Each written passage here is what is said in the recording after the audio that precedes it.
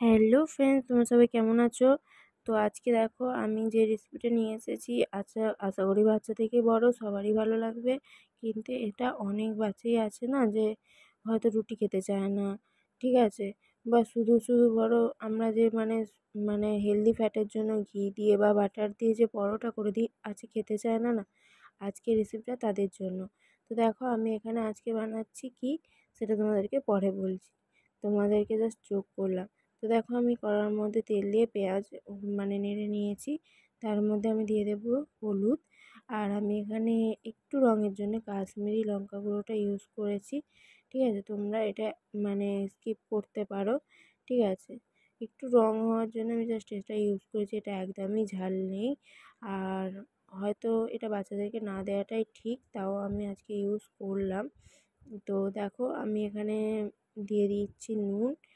আর দেখো আমি আলুটা সেদ্ধ করে রেখেছিলাম, আলু সেটা আগে থেকেই, তো সেটা দিয়ে দিলাম, দিয়ে ভালো করে মেখে নিয়েছিলাম, নিয়ে তারপরে দিয়ে দেবো। তো দেখো আটার মেখে রেখেছিলাম, আটার লেচিটাকে যেমন রুটি বেলে সেরকমভাবে বেলে নিলাম, তেল দিয়ে বেলে নিয়েছি আমি, কিন্তু গুঁড়ো দিয়ে আটা গুঁড়ো দিয়ে বেলিনি, ঠিক আছে?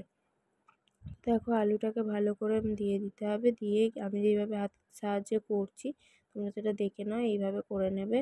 আর আমি গ্যারেন্টি দিচ্ছি এইভাবে করে বাচ্চাদেরকে দাও, তারা নিমেষেই খেয়ে নেবে, কোনো ঝামেলাই করবে না। আলু পরোটা তো অনেকভাবেই বানিয়ে দেখেছো, এইভাবে একবার বানিয়ে দেখো, জাস্ট অনেকটাই ভালো লাগবে। তো দেখো আমি এখানে ভালো করে চাটুতে তেল দিয়ে দিই আর ভালো করে কিছুটা ভেজে নিই। তো আমি এগুলো ততক্ষণ উল্টে পাল্টে ভাজতে থাকি, তোমরা আমার চ্যানেলটিকে সাবস্ক্রাইব করো আর পাশে থাকা নোটিফিকেশানটাকে অল করে দাও, যাতে আমার ভিডিও এলে তোমরা সবার আগে দেখতে পাও। তো দেখো আমি চাটুতে ভালো করে রুটিগুলো নিয়ে নিচ্ছি।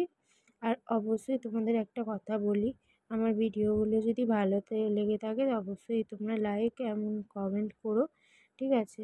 তোমরা কে কোথা থেকে দেখছো? তো দেখা হচ্ছে পরবর্তী কোনো ভিডিও নিয়ে, আজকের মতো